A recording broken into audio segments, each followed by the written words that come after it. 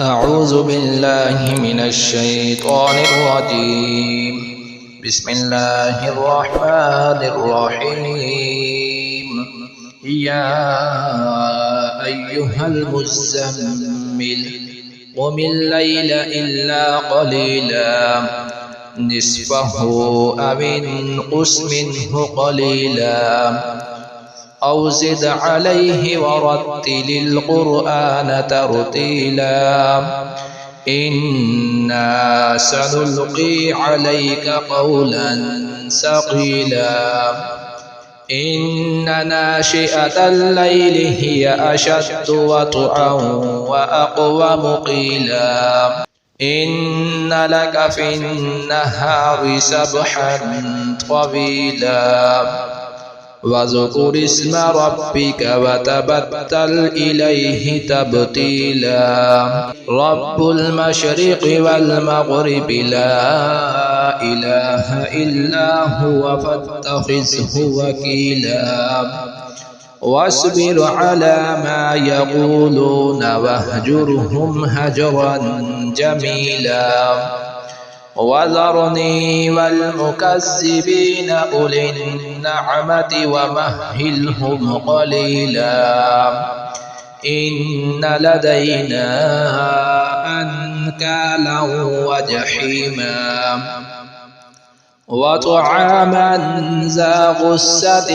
وعذابا أليما يوم ترجف الأرض والجبال وكانت الجبال كثيبا مهيلا إنا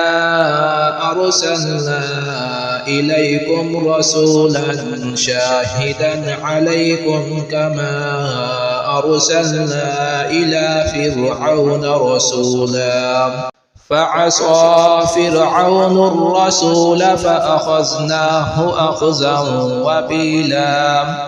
فكيف تتقون إن كفرتم يوما يجعل البلدان شيبا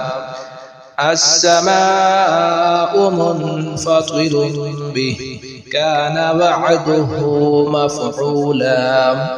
إن هذه تذكرة فمن شاء اتخذ إلى ربه سبيلا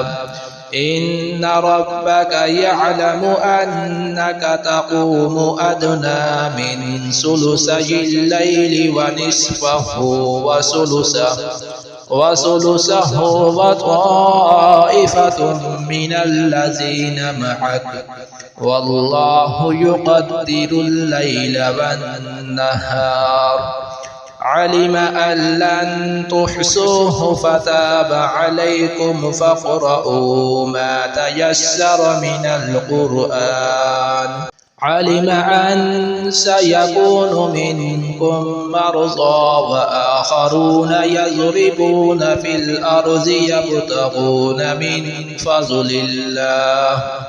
وآخرون يقاتلون في سبيل الله فاقرؤوا ما تيسر منه وأقيموا الصلاة وآتوا الزكاة وأقرضوا الله قرضا حسنا وما تقدموا لأنفسكم من خير تجدوه عند الله هو خيرا وأعظم أجرا واستغفروا الله إن الله غفور رحيم.